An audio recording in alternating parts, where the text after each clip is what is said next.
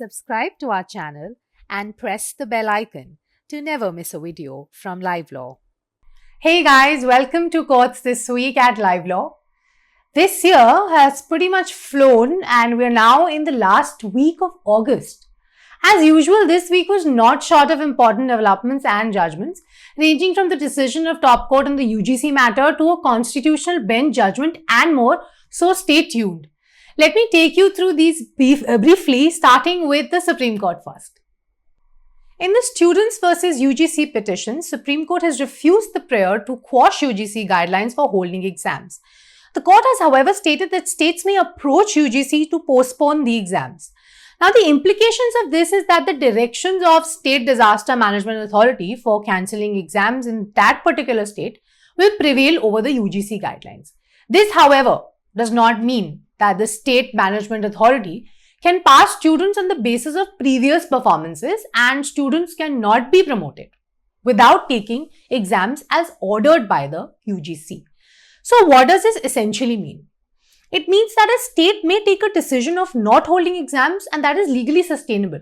But the state must hold the exams eventually because UGC still has domain over university education and students cannot be promoted without taking the final year exams.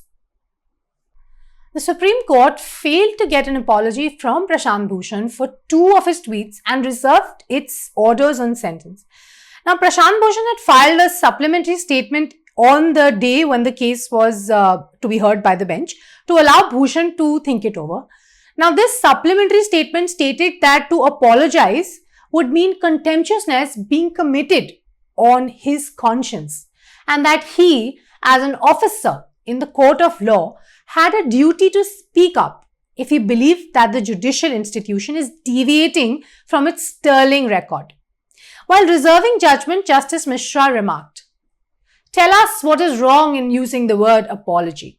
What is wrong in seeking apology? Will that be a reflection of guilt?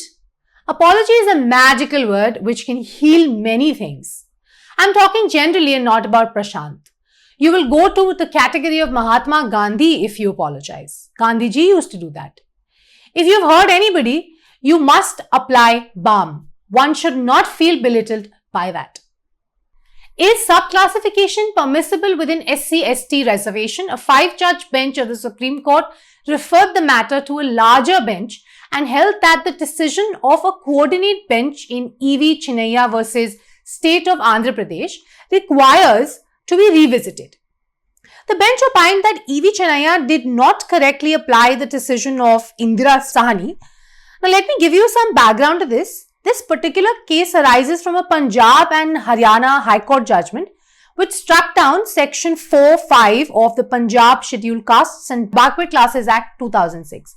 Now, what is this Section 4(5)? It provided that 50% of the vacancies of the quota reserved for scheduled castes in direct recruitment shall be offered to Balmikis and Mazhabi Sikhs, if available, as a first preference from among the scheduled castes. Now, this Punjab and Haryana High Court relied upon the E.V. Chinnaiya judgment and stated that this could not be done as all the castes in the presidential order under Article 34(1) of the Constitution formed one class of homogeneous group and the same could not be further divided. So, essentially now, the 5-judge bench of the Supreme Court has held that the E.V. Chinnaiya judgment, which was also a 5-judge bench judgment, needs reconsideration, observing that in a federal structure, the state government cannot be denied the power to make laws to give preferential treatment to subcategories within the reservation list. 6 cabinet ministers from 6 states have filed a review petition in the Supreme Court against the August 17 order dismissing pleas to postpone NEET JEE exam scheduled in September. The petition filed through Advocate Sunil Fernandez states that the Supreme Court order fails to secure the safety, security and right to life of students and candidates appearing for the exams. Now, on August 17, a bench comprising Justice Mishra, P.R. Gavai and Krishna Murari had dismissed the writ petition, stating that though there is a pandemic situation, life has to go on and the career of students cannot be put on peril and a full academic career cannot be wasted. The Supreme Court has dismissed 2 petitions seeking directions to the Chief Election Commissioner for the postponement of the impending Bihar Assembly elections on account of the COVID-19 pandemic and the state being ravaged due to the floods. Bench observed that the plea was premature as the Election Commission of India had yet to issue a notification announcing the declaration of the elections in the state. Now, the petitioner told the court that the Representation of People Act 1951 allowed for elections to be deferred due to extraordinary circumstances. Election was not paramount. Human life is paramount. Even MLAs are dying and people are suffering, he said. However, the bench was not inclined to allow the plea and informed the council that such orders could not be passed and that it was the Election Commission of India for it to decide. Happened because you locked down the entire country, stated the Supreme Court while pulling up the central government for not clarifying its stand on the issue of interests payable on EMI loans during the COVID-19 induced moratorium period, which is set to expire on August 31. Now, on March 27, the RBI had released a notification which created a moratorium, or in other words, suspension period for loans, as there was a 3-month lockdown. But this notification did not suspend interests that applied on loans during moratorium. So, a petitioner named Gajendra Sharma challenged this in the Supreme Court. Now, the Supreme Court has sought the centre's stand on the issue of interest waiver during moratorium within 1 week.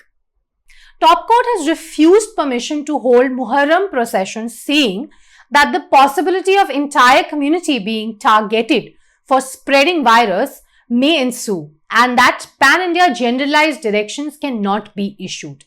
When the petitioner cited examples of the top court allowing the Puri's Rath Yatra procession to be held under stipulated standard operating procedures, CJI Bobde remarked that these are dissimilar cases, as in the Puri chariot procession, there were identified points for access.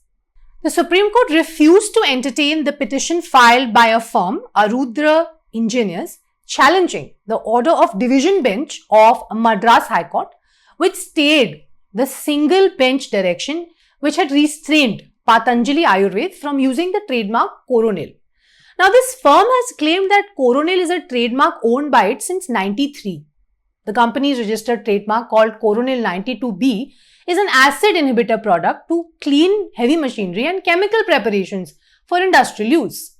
The petitioner has assailed an order passed by the division bench of Madras High Court, which had issued an interim stay on the single bench order, restraining Patanjali Ayurved and Divya Yog Mandir Trust from using the word Coronil in relation to its immunity boosting products. After Attorney General's refusal to grant consent to initiate contempt against Swara Bhaskar, Solicitor General Tushar Mehta also declined to give his consent.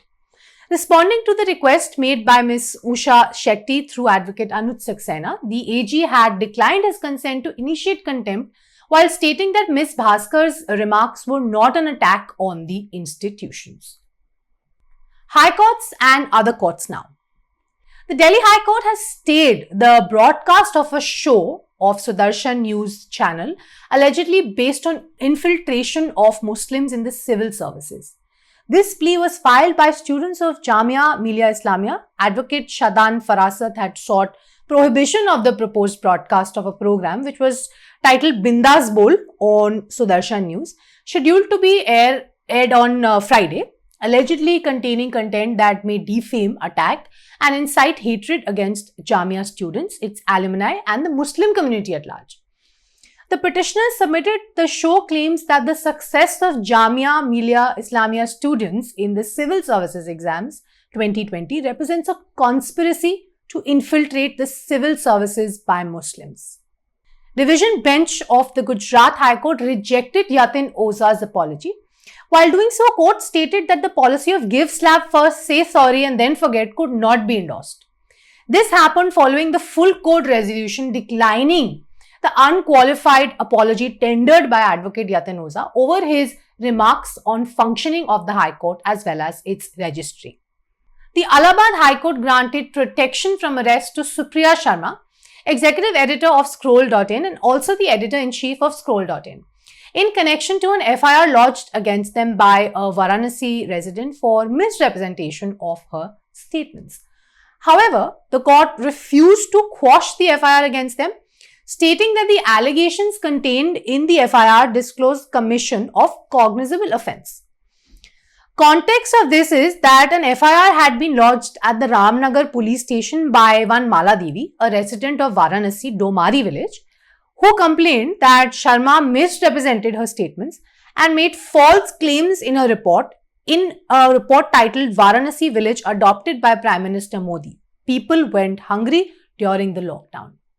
The Orissa High Court allowed the petition of a 24-year-old woman to get back with her same-sex partner who was forcibly separated from her by the partner's mother and uncle.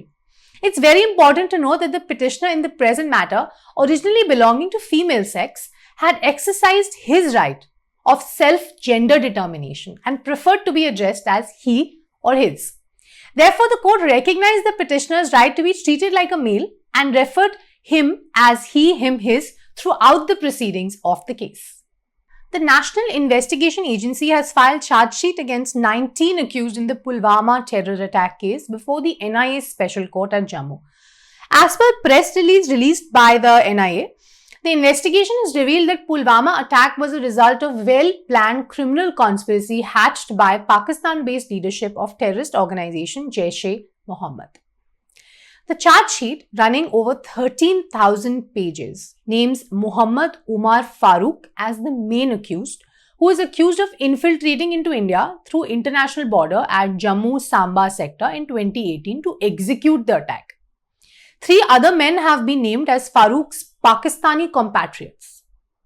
Well, that's it for today, folks. I hope this was informative for you. Don't forget to like and share the video and drop in your feedback. Have a great week ahead. See you. Subscribe to our channel and press the bell icon to never miss a video from LiveLaw.